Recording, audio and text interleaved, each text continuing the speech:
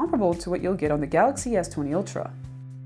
Detail is good, though not class-leading, as there are sharper ultra-wides on competing phones. There is no autofocus on this camera, which means it can't double as a macro cam. Regardless, the sharpness and the lens correction are excellent. The new telephoto takes sharp 12-megapixel pictures at its optical 5x zoom. Once again, you're getting the signature Samsung colors and the excellent noise processing. Unsurprisingly, they are sharper than the S20 Ultra, which had a 4x optical zoom but defaulted to 5x. If you want 10x zoom, the Note 20 Ultra's performance is a pleasant surprise. In fact, the photos are as good as the ones by the S20 Ultra, but with a more moderate sharpening applied. In low light, the main camera delivers better image quality across the board compared to the S20 Ultra. Dynamic range is wider, color saturation is even better preserved, and we notice more fine details, perhaps because the noise reduction is less aggressive. Night mode on the main camera delivers even more improvements in dark areas and better contained highlights with less haloing around light sources.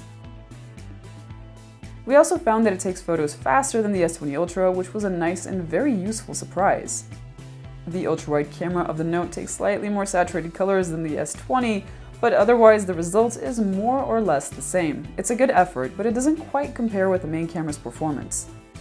If you want to take advantage of the ultra-wide and low-light conditions, you should stick to night mode. It makes a dramatic difference with a huge bump in the resolve detail, nicer greenery, and less noise. Even the detail in the highlights is better retained. We were skeptical of how the periscope camera would fare in low light due to its smaller sensor, and unfortunately it matched our expectations. If there was less light available, the phone switched to the main camera and produced blotchy shots, while if there was more, the actual periscope was used. In those cases, shots had lively colors, a reasonably wide dynamic range, and a good amount of detail. If you switch on the night mode, the phone exclusively starts using the telephoto camera, and it makes a world of difference in scenes that were otherwise shot with the main cam. Unfortunately, when comparing the two cameras, the Note 20 Ultra does significantly worse in the regular photo mode. While things are more evenly matched with night mode turned on, that's not exactly impressive considering the age difference of the two phone models. If you want to take a portrait photo, you'll need to go into the live focus mode. There is spectacular subject separation even when your subject has messy hair, and it's possibly the best we've ever seen.